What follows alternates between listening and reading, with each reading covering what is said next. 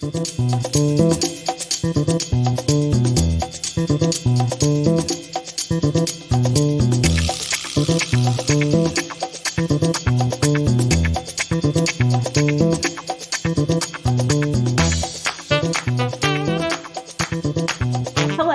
you for listening to the AT Tapes, a podcast from the Journal of Athletic Training. The goal of this podcast is to interview researchers and clinicians on current topics facing athletic trainers and discuss how we can utilize best practices to improve patient outcomes. My name is Lizzie Elder, and I am the host of the AT Tapes podcast. I'm an associate professor and the program director of the athletic training program at the University of Alabama. My research area is on shoulder and elbow injury prevention in youth overhead athletes. You can follow me on Twitter at EEElder85. Before getting started on today's episode, I wanted to remind everyone that all content from JAT is open access, meaning it is free of charge to all readers thanks to funding from the National Athletic Trainers Association. Our episode today is a discussion with Dr. Brea Stanton and Dr. Matthew Rivera on working with non-native English-speaking patients and some of their research in this area. Welcome to the podcast, Brea and Matt. Thanks for having us. So before we get started with the discussion today, I want to introduce our guests. Our first guest is Brea Stanton, who works as an outreach athletic trainer at Union Health Center for Sports Medicine. She earned her doctorate in athletic training in 2021 from Indiana State University. Brea, welcome to the podcast. And as we get started, can you give us a little background about your life and journey as an athletic trainer? Yeah, absolutely. Well, thanks again for having me. So I originally grew up in a small town, Wisconsin, decided to go into athletic training and got my bachelor's degree at the University of Wisconsin-La Crosse. So home state. And then right after that, just decided that I wanted more and wanted to further my clinical expertise or practice. So I decided to go to the Indiana State University and got my doctorate degree in athletic training there. Like you said, I currently work as an outreach athletic trainer through Union Health. I work at a small high school, and then in the summers work with Prospect League Baseball. So we now know how you got to being an athletic trainer, but can you tell us a little bit about why you became an athletic trainer originally?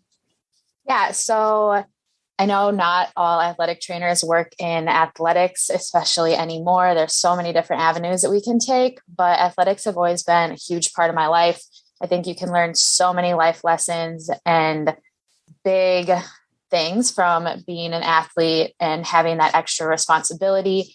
But I also always knew that I wanted to help people and be in a healthcare field. So for me, athletic training was this perfect mesh of my two worlds just colliding for me. So just being able to kind of be both in each of those worlds, but being in healthcare and being able to help athletes and help them through those big life lessons that I learned as a young athlete was probably my driving factor of being an athletic trainer. Well, thank you. And we're looking forward to hearing from you in the discussion today. So our next guest is Matt Rivera, and he is an assistant professor in the Department of Applied Medicine and Rehabilitation at Indiana State University. So Matt, before we get started on the discussion, I'm going to also ask you to provide a little background about your journey in athletic training and through your professional career. Yeah, absolutely. So first off, thanks to JAT and AT Tapes for having us today on this episode. So I originally am from Southern California. I grew up and was born and raised about an hour from the beach. So lots of sun, palm trees, just the good life in Southern California. I did my undergraduate degree at Chapman University, where that's where I was introduced to athletic training kind of as a major, kind of by happenstance, took an intro to athletic training class, was around athletics, had seen an athletic trainer a couple times in high school, but didn't really know what it was. Took an intro class as a freshman, kind of fell in love with it at that point, the kind of combination between healthcare and sport, and did my undergraduate degree there. It's also where I was introduced to kind of this concept of treating non-native English speakers, working in Southern California after my undergraduate degree, working with a very diverse patient population, a lot of patients who didn't speak English as their first language. And so from there, I knew I wanted to kind of further my professional development and my continuing education. And so I was introduced to the Indiana State Doctorate in Athletic Training program. And at the time, it had only had one cohort kind of matriculating through. It was very new back in 2015. So I applied, got a graduate assistantship, and moved all the way across the country without ever having left the state of California. Came out to Terre Haute, Indiana, did my graduate assistantship here for 2 years when I finished my DAT.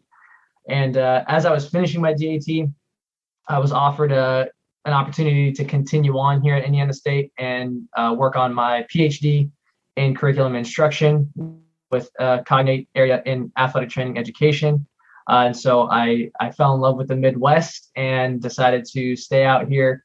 And now I have the best of both worlds, where I'm getting to do what I love in teaching and athletic training together. So, well, thanks for sharing that with us. And we are excited to talk to you all about non-native English speakers today and how we deliver better care to these patients. So I think as we get started, it's important to frame the discussion around what culturally competent care is. And I know this has continually been a buzzword, but I think that there are some people that don't truly know what this means. So let's start out by talking about what is culturally competent care and how do athletic trainers demonstrate this in their clinical practice? Culturally competent care is really just trying to be aware of your own cultural worldview, and then understanding that other people have different cultural worldviews, and then understanding theirs, and understanding that everyone has different attitudes towards that cultural difference, and trying to understand where they come from, and having a knowledge of different cultural practices. Like we're obviously all from different cultures, different backgrounds. So having knowledge of other cultural practices and understanding that those aren't the same.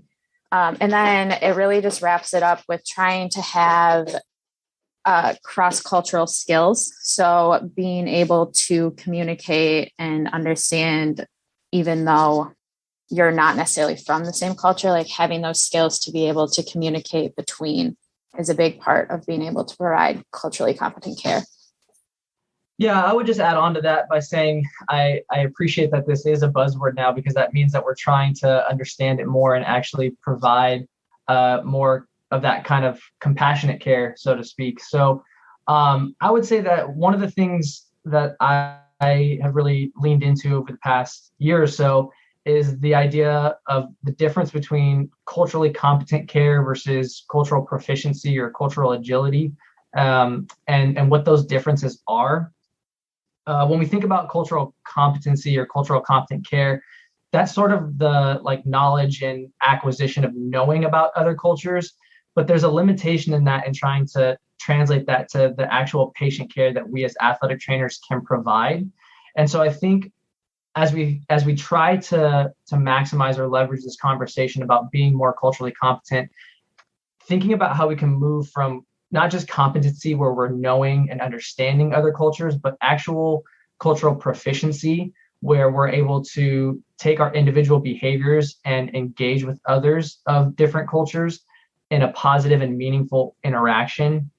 Or for instance, cultural agility, where that's the athletic trainer's ability to recognize, understand, respect, and act towards others of different cultures and backgrounds is important, because we talk about this idea of compassionate care for all or equitable care for all, and understanding and putting our ego as providers aside and having that humility to realize that different cultures are just as valued and just as important as our own, and being able to understand that healthcare is an important aspect of all cultures, and the way that different individuals go about healthcare needs to be considered aside from our own biases or our own expectations for care. So with that framework in mind, I think it's a good opportunity for us to really start talking about your recent work with non-native English speaking patients and the care that is provided to them and how athletic trainers can help improve that. So I know, Matt, you talked already a little bit about how you were first exposed to this area or exposed to non-native English speakers and providing care to them. But if you all can kind of discuss a little bit about non-native English speakers and maybe some of the unique challenges that are presented within the clinical setting and why this research is so important to further understand it and further help this population. So I think the biggest thing to understand with non-native English speakers and why it's so important is that non-native English speakers can be anyone from speaking no English at all, other than the words that cross over easily from their language. They could speak no English, or they could be fluent in English, right? It's really just that they spoke another language first, like that was their native language. So I think the biggest thing and why it's so important is that it ranges so much. Like it can be anywhere in between no English to speaking it fluently. So dealing and communicating with that population can be really challenging or really easy depending on what part of that spectrum you're at. I don't know if you have anything to add there, Matt, but I think that's a big reason why we decided to start studying it.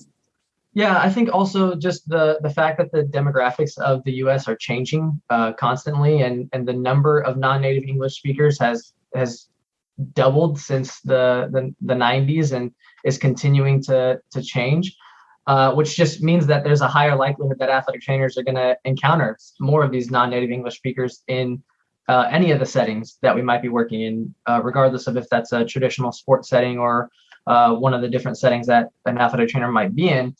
And as Brea was mentioning, the differing levels of English fluency that these individuals might have can often be overlooked. And I think that's why it's important to understand that it's not just somebody who just doesn't speak English, but it could be somebody who has spoken English and they've gone through, their primary and secondary schooling, but maybe aren't able to connect some of the words or some of the translations as easily. And so just the idea that it's increasingly becoming more prevalent, and the varying degrees of understanding or fluency is really important for athletic trainers to understand. So in your most recent research, which is published in the Journal of Athletic Training, you all completed structured interviews with secondary school athletic trainers who had a history or experience working with non-native English speakers. And through this, 4 themes emerged from the structured interviews. And I want to discuss some of the practical recommendations from these themes. So I think, not surprisingly, one of the big themes was communication. And so how to communicate more effectively within these populations.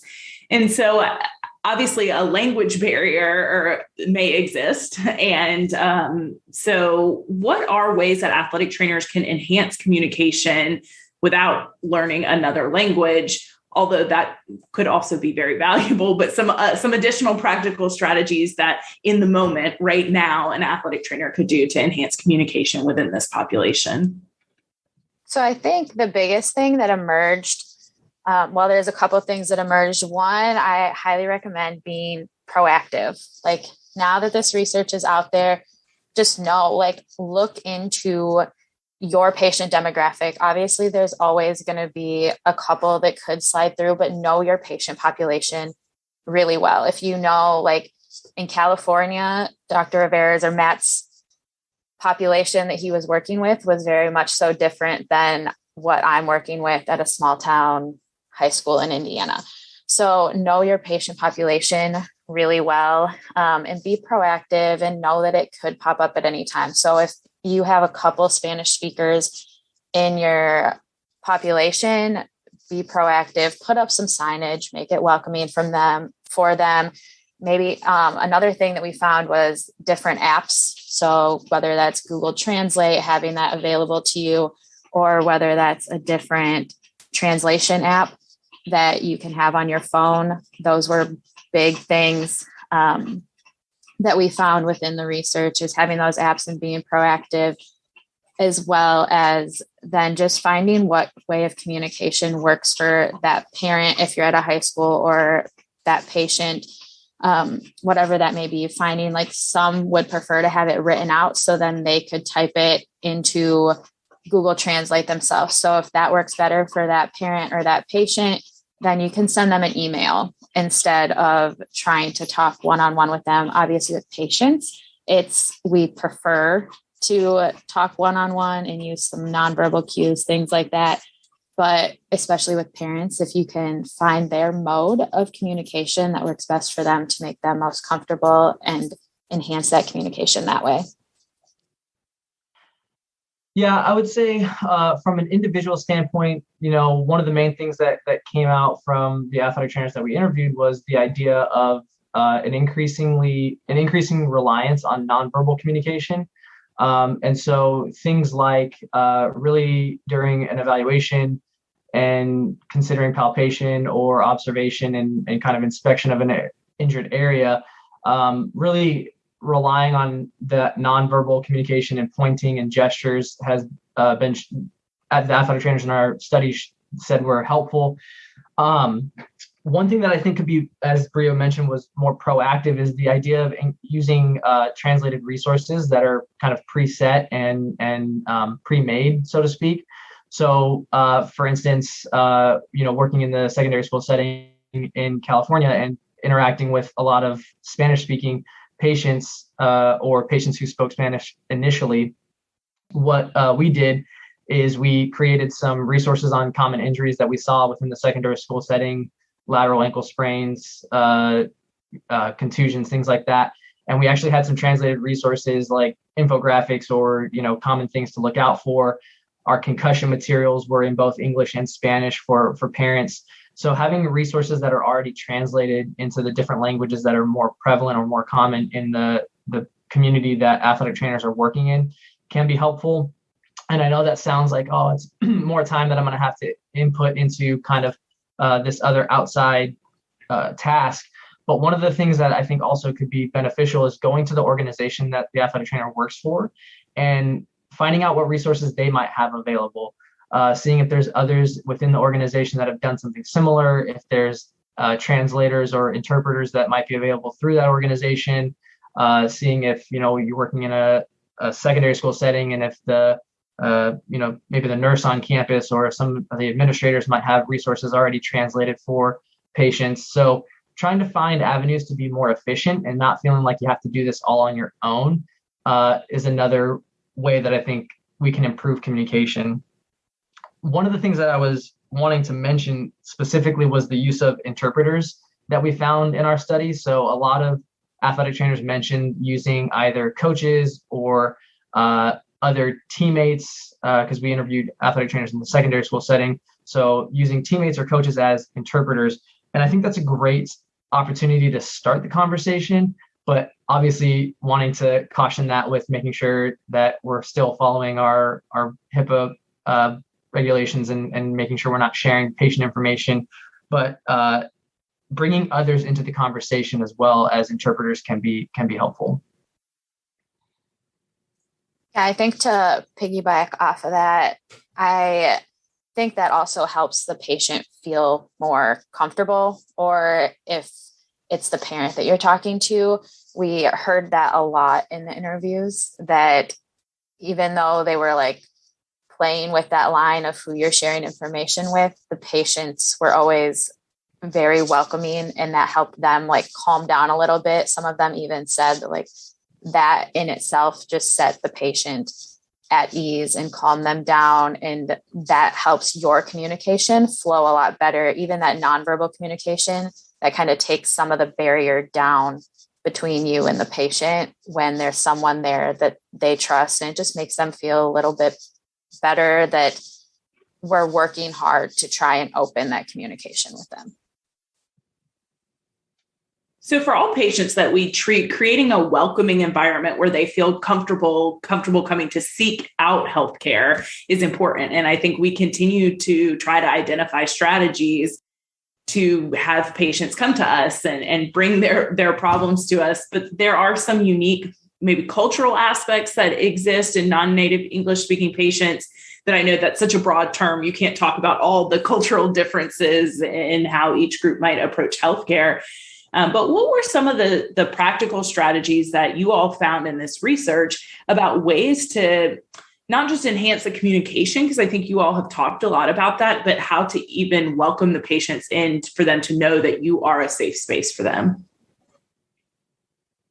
I think a big thing is having signage with not even different, like, yes, we want some different languages. And I know Matt talked about that, having the different languages in your signs, or having documents that are ready for common injuries with other languages, but signs, even different like races and ethnicities that are on posters. Because if we walk into a lot of athletic training facilities, most of the people that you see in those posters are white or professional athletes, like making them feel welcome in that environment. Like, we're high school athletes, but having even different like cultural flags in, like if you know that you have foreign exchange students at your school or whatever that may be, helping them feel welcoming just off the bat. I also think just being like a nice, friendly person, word of mouth is huge, especially at high schools. So even allowing them to bring a friend that they're comfortable with can help increase that welcoming atmosphere and increase the comfort of the patient. So they may not even feel comfortable coming into you by themselves. And again, you're kind of playing with that line of who you want to release information to, but allowing somebody else to just come in and introduce them to you, and having like that third person there can help increase that welcoming environment.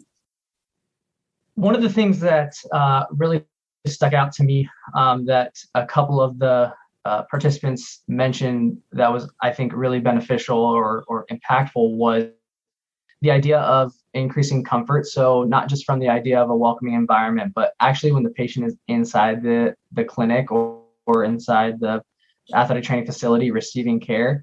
A couple of participants mentioned like making sure the patient wasn't in the center of the room if they felt uncomfortable, or if they were having trouble communicating and they feel like they are struggling with understanding or communicating how they're feeling. Having them in the center of the room may increase some of that discomfort. So thinking about exactly where they're placing the patient in the facility or where they're having these conversations to help improve that comfortability and making that patient feel welcomed and cared for was kind of just a really easy, practical way of just being more conscious and intentional in our care to provide that comfort and welcoming environment.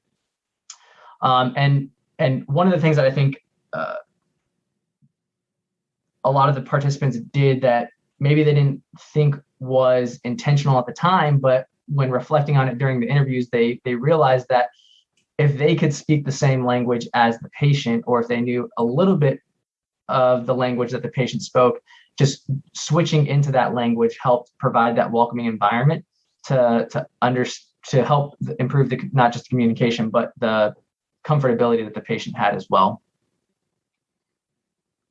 So I know at the beginning of this interview, Matt talked a little bit about cultural agility, and I want to come back to that as we're sort of wrapping up the discussion here with non-native English speaking patients of really how do we demonstrate this within clinical practice? Some strategies either from these interviews that you've seen or as you've continued your work or your experience of, really taking that competence and demonstrating it and incorporating it into your clinical practice. Yeah, I would say, we talked a little bit about, understanding the communities that each of the athletic trainers, that are listening to this, understand the community you practice in and understand the different cultures you might interact with. But I think from just a really local or individual standpoint, like words matter, and the way that we frame how we talk to patients matters.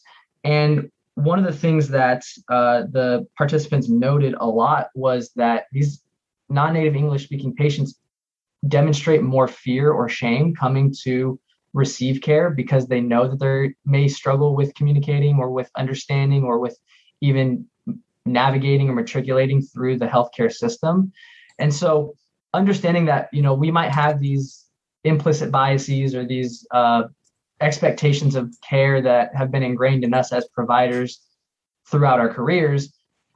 These individuals have different experiences and different expectations of healthcare. Like I mentioned, healthcare might look different in different cultures.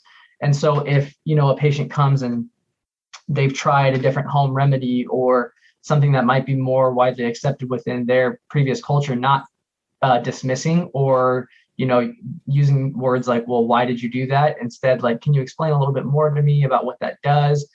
So I think just the actual practical standpoint from cultural agility is not just understanding different cultures, but like understanding and having intention with our words to make individuals feel respected. So the idea that cultural competence is a recognition and acknowledgement of different cultures and communities, whereas the cultural agility is actually putting that into practice. And I think words is kind of the forefront of that.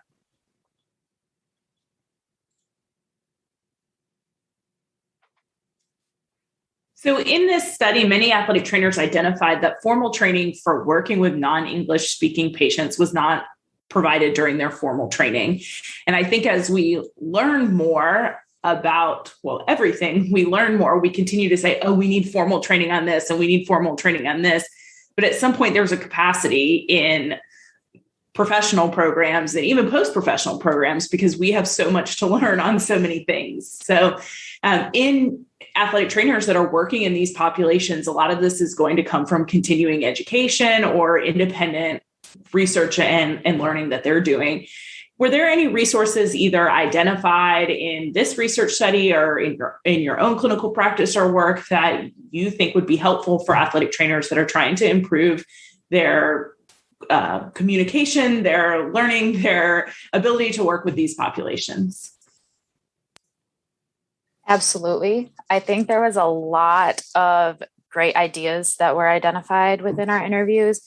One that I remember specifically was the Latinx page. Most of the people that we interviewed had their primary, like non-native English speakers were native Spanish speakers. So a ton of different people said that they used the social media pages of the Latinx. I believe that there's an Instagram and Facebook, and I also believe a Twitter. I assume a Twitter as well. So a lot of them talked about that. There were a few that called upon Google Translate, which isn't really like an education form, but using that. But there were also quite a few that I remember that talked about using Duolingo to actually start learning that second language and at least getting the basics of it, probably not knowing the body parts, but just taking that upon themselves and doing that. A couple even like took a Spanish class or two just on their own at the local university. So I think those are all different resources that emerged within our research. Yeah, I would say from my perspective now as a faculty member and kind of taking a step back, I think that there's opportunity here. We talk about the idea that we have so much to learn in professional and post-professional education that simply trying to add learning an entirely different language is kind of not feasible, right?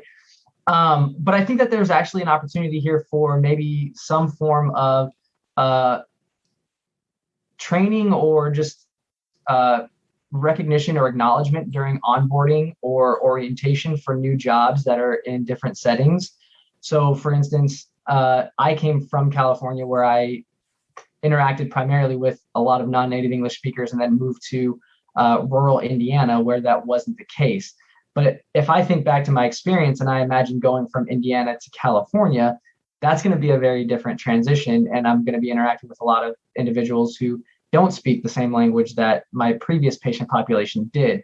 So that I think that actually one area for growth and for opportunity is for actual athletic training employers, whether that be, through a healthcare model or an organization, actually spending some time during onboarding and training for these new jobs to not just go through policies and procedures, but also talking about patient populations specifically and adding in some of this cultural agility for the specific patient populations that the athletic trainer might interact with in that new environment.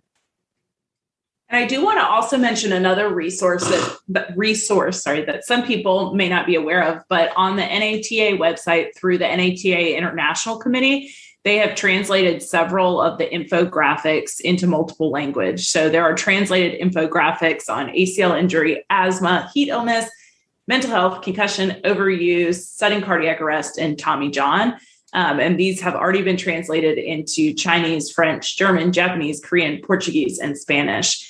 So as you are continuing to work on incorporating more of these things in your own clinical practice, I think it's important to utilize the resources that have already been generated. We all know everybody is short on time, and a lot of people have done work already in this area to maybe offload some of the time on you, but also really creating a better environment for your patients. So as we wrap up this podcast today, I want to give you all a chance to give 1 to 2 take-home points, big things that you think we need to know on this topic related to how this can improve patient outcomes and how we can continue to develop as a profession. Brea, we'll start with you. Okay. So I think that the biggest take-home message that I got from doing this research, and we didn't really talk about it a ton, but it's that you're the advocate for your patients, especially at a secondary school. You're the one that needs to advocate in the healthcare system, both to the patient and for the patient. So you need to advocate healthcare to them, showing that you can be culturally competent and you can be even proficient in that area and make them feel welcome and comfortable in your facility, but also let them know that you're going to advocate for them throughout the healthcare system. So not only are you going to treat them well, that you're going to find them a provider if you have to refer them that's also going to treat them competently and proficiently and be able to treat them well. I think that was the biggest take home for me. As far as research goes, I think we just need more information and more resources to help athletic trainers identify this population and learn how to treat and communicate with that population. For me, I think the biggest take-home message is summarized in one of the quotes from the paper, where a participant said, "It doesn't matter what language they speak as their native tongue. Everybody that's human deserves the right to healthcare and to be treated properly and professionally." And I think if we realize that and keep that at the center of all of our actions when we're in practice and when we're providing care, dropping our ego and having that humility to recognize and appreciate other cultures is the bottom line. Well, thank you guys so much for joining us today. We appreciate the work you're doing in this area and the work you continue to do on behalf of the profession. Thank you. Thank you. I hope you all found this podcast informative and can use this information to improve patient outcomes. That is it for today's The AT Tapes, and we look forward to our episode next month. Please remember to rate and subscribe to the podcast wherever you get your podcasts. Also, please follow the Journal of Athletic Training on Twitter, Facebook, and Instagram at JAT_NATA on all 3 platforms. Thank you for listening, and I hope you join us for next month's episode of the AT Tapes.